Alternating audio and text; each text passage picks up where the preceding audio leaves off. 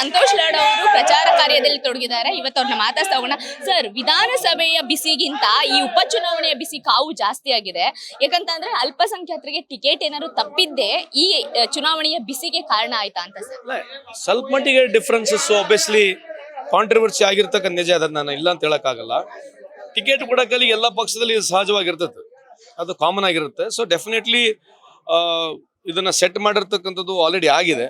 ಇನ್ನು ನಾಳೆ ನಾಡ್ದ ಚುನಾವಣೆ ಇದೆ, ಅದ್ರ ಬಗ್ಗೆ ಮಾತನಾಡ್ತಕ್ಕಂಥದ್ದು ಈಗ ಸದ್ಯಕ್ಕೆ ಅವಶ್ಯಕತೆ ಇಲ್ಲ ಅಂತ ನಾನು ಅಭಿಪ್ರಾಯ. ಸರ್, ಇವಾಗ ಅಲ್ಪಸಂಖ್ಯಾತರೆಲ್ಲ ಮುನ್ಸ್ಕೊಂಡಿದ್ರು, ಒಂದಷ್ಟು ಬಂಡಾಯ ಎದ್ದಿದ್ರು. ಜಮೀರ್ ಅಹ್ಮದ್ ಅವರು ಬಂದ್ರೆ ಒಂದಷ್ಟು ಸಮಾಧಾನ ಆಗ್ತಾರೆ ಅನ್ನೋ ಒಂದು ಮಾತಿತ್ತು.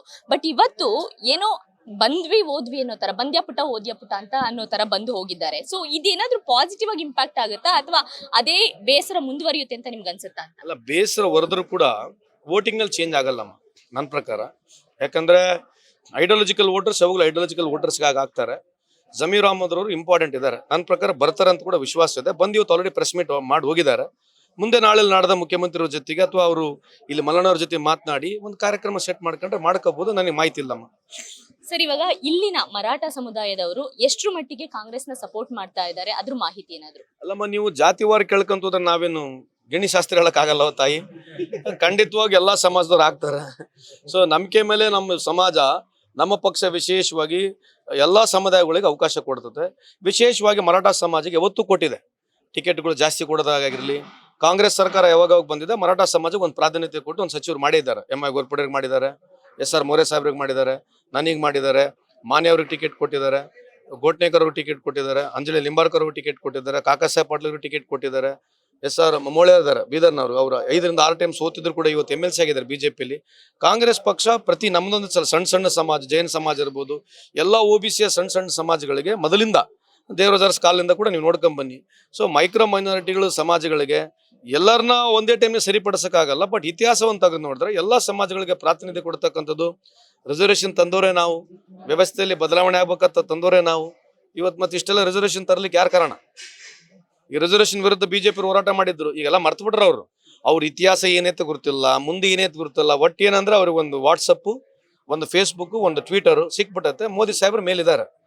ಬಹಳ ದಿವಸ ಎಲ್ಲ ಮೋದಿ ಸಾಹೇಬ್ರು ಒಂದ್ಸಲ ಅಲ್ಲಿಂದ ಹಿಡಿದ ಮೇಲೆ ಅವಾಗ ಇವರೆಲ್ಲ ಏನ್ ಮಾತಾಡಿದಾರಲ್ಲ, ಏನ್ ಮಾತಾಡ್ತಾರ ಅಂತ ಒಂದ್ಸಲ ನಾವು ಚೆಕ್ ಮಾಡಿ ನೋಡೋಣ. ದೇವ್ರು ಒಳ್ಳೇದ್ ಮಾಡ್ಲಿ ಅವ್ರಿಗೆ. ಸರ್, ನೀವು 5 ಗ್ಯಾರಂಟಿಗಳ ಸಕ್ಸಸ್ ಬಗ್ಗೆ ಮಾತಾಡ್ತಿದ್ದೀರಾ. ಬಿಜೆಪಿನವರು ಇಷ್ಟು ವರ್ಷ ಆಡಳಿತದಲ್ಲಿದ್ರು ಕೂಡ ದಾವಣಗೆರೆ ದಕ್ಷಿಣ ಕ್ಷೇತ್ರ ಅಭಿವೃದ್ಧಿ ಆಗಿಲ್ಲ ಅಂತ ಅದನ್ನ ಎತ್ತಿ ತೋರಿಸ್ತಾ ಇದ್ದಾರೆ.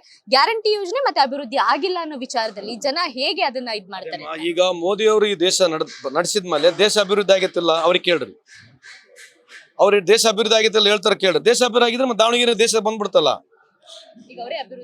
ಮತ್ ಕೇಳ್ಬೇಕಲ್ಲ. ಈಗ ನೀವು ಬಿಜೆಪಿ ಅವರು ನೇತೃತ್ವದಲ್ಲಿ ಇರ್ತಕ್ಕಂಥ ಸರ್ಕಾರ ಇಡೀ ಭಾರತ ದೇಶದಲ್ಲಿ ಅಭಿವೃದ್ಧಿ ಆಗ್ಬಿಟ್ಟಿದೆ. ಭಾರತ ದೇಶ ಅಭಿವೃದ್ಧಿ ಆಗಿದಾಗದಲ್ಲ.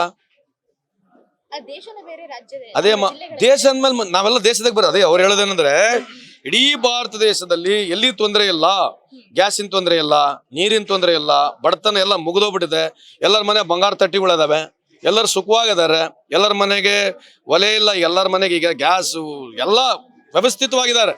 ಬಂಗಾರ ಗಿಂಗಾರ ಇಟ್ಕೊಂಡು ಎಲ್ಲರೂ ಒಬ್ರಿಗೊಬ್ರಿಗೆ ಸಾಲ ಬೇರೆ ದೇಶಕ್ಕೆ ಕೊಡಂತ ಲೆವೆಲಿಗೆ ನಾವು ಬೆಳೆದು ಬಿಟ್ಟಿವಿ ಅವ್ರು ಹೇಳೋ ಲೆಕ್ಕಕ್ಕೆ. ಮತ್ ದಾವಣಗೆರೆ ಅದ್ರಾಗ ಬಂತಲ್ಲ, ಮತ್ತ ಅವ್ರ ಕೇಳೋ ಪ್ರಶ್ನೆ ಇಲ್ಲಲ್ಲ. ಈಗ 12 ವರ್ಷ ಮೇಲಲ್ಲೂ ಇದ್ದಾರೆ, ಇಲ್ಲಿ 10 ವರ್ಷ ಅವ್ರು ಆಡಳಿತ ಮಾಡ್ಯಾರ. ಮತ್ ಅವ್ರ ಅಭಿವೃದ್ಧಿ ಮಾಡ್ಬಿಟ್ರಲ್ಲಮ್ಮ. ಬಿಜೆಪಿ ಅವ್ರ ಅಧಿಕಾರಕ್ಕೆ ಬಂದಾಗ ಅಭಿವೃದ್ಧಿ ಭಾಳ ಆಗ್ಬಿಟ್ರೆ ಮತ್ ನಮ್ಗೆ ಕೆಲಸ ಮಾಡಕ್ಕೆ ಏನಿಲ್ಲಲ್ಲ. ಮತ್ ಮುಗಿತಲ್ಲ, ಕೆಲಸನ ಮುಗಿತಲ್ಲ. 12 ವರ್ಷ ಮೋದಿ ಸಾಹೇಬರು ಕೆಲಸ ಮಾಡಕತ್ತಾರ ಮೇಲಿಂದ, ಇವ್ರು 10 ವರ್ಷ ಅಭಿವೃದ್ಧಿ ಮಾಡ್ಯಾರ. ಮತ್ತೆ ಅಭಿವೃದ್ಧಿ ಆದ್ಮೇಲೆ ಮತ್ತೆ ಇನ್ನು ಅಭಿವೃದ್ಧಿ ಇಲ್ಲ ಯಾಕಂತ ಹೇಳ್ಬೇಕು. ಮತ್ತೆ ಮುಗಿದ್ಬಿಡ್ತದೆ ಎಲ್ಲ ಅಭಿವೃದ್ಧಿ, ಎಲ್ಲ ಆರಾಮಾಗಿದೀವಿ ಅಂತ ಅರ್ಥ. ದೇಶದಲ್ಲಿ 145 ಕೋಟಿ ಜನಸಂಖ್ಯೆ ಆರಾಮಾಗಿದೀವಿ ಅಂತ ಅವ್ರು ಹೇಳೋ ಅರ್ಥ.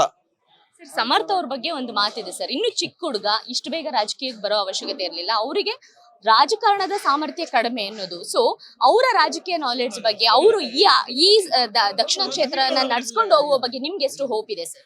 ಅಲ್ಲಮ್ಮ, ಯಾವಾಗಲೂ ಹೊಸ ಎಂಟ್ರೆಂಟ್ ಯಾರೇ ಬಂದಾಗ ಒಂದು ಅವಕಾಶ ಸಿಗ್ಲೇಬೇಕು. ನಾನು 27 ವರ್ಷದಲ್ಲಿ MLA ಆಗಿದ್ದೆ. ಅದು ಈಗ ಅವ್ರಿಗೊಂದು ಅವಕಾಶ ಇದೆ. ಸೊ ಅವ್ರ ಹಿನ್ನೆಲೆ ಇದೆ, ಬ್ಯಾಕ್ ಗ್ರೌಂಡ್ ಇದೆ. ಸೊ ಅಡಾಪ್ಟಬಿಲಿಟಿ ಬೇಕು. ಬಹಳಷ್ಟು ಜನರು ಗೆದ್ದಿದ್ದಾರೆ. ರಾಜು ಗೌಡ್ರು ನಮ್ಮ ಸ್ನೇಹಿತರು, ಸುರ್ಪುರ್ ಅವರು ಕೂಡ ಯಂಗ್ಸ್ಟರ್ ಆಗಿದ್ದಿದ್ರು, ಕೂಬಾ ಅವ್ರು ಯಂಗ್ಸ್ಟರ್ ಆಗಿದ್ದಿದ್ರು. ಮತ್ತೆ ಕುಮಾರಣ್ಣವ್ರು ಮುಖ್ಯಮಂತ್ರಿನೇ ಇರಲಿಲ್ಲ, ಒಂದೇ ಟೈಮ್ ಮುಖ್ಯಮಂತ್ರಿ ಆದ್ರು. ಕುಮಾರಣ್ಣವ್ರು ಮೊದಲನೇ ಬಾರಿಗೆ MLA ಮುಖ್ಯಮಂತ್ರಿ ಆಗ್ಲಿಲ್ವಾ? ಈಗ ರೇಖಾ ಗುಪ್ತಾ ಇದಾರಲ್ಲ, ಮತ್ತೆ ಅವ್ರು ಎಂತ ಡೈನಮಿಕ್ CM ನೋಡಿದ್ರಲ್ಲ, ಹಂಗ ಮತ್ತೆ ಎಲ್ಲರಿಗೂ ಅವಕಾಶ ಸಿಕ್ಕೈತೆ, ಇವ್ರಿಗೂ ಸಿಕ್ಕೈತೆ. Definitely will do it. ಇಷ್ಟು ಸಂತೋಷ್ ಲಾಡ್ ಅವರು ಸಮರ್ಥ ಅವರ ಬಗ್ಗೆ ಒಂದಷ್ಟು ಮಾತುಗಳನ್ನ ಹೇಳಿದ್ದಾರೆ. ಕ್ಯಾಮರಾ ಪರ್ಸನ್ ಋತ್ವಿಕ್ ಜೊತೆ ಸರೋಜಾ, ಈ ಸಂಜೆ ನ್ಯೂಸ್, ದಾವಣಗೆರೆ.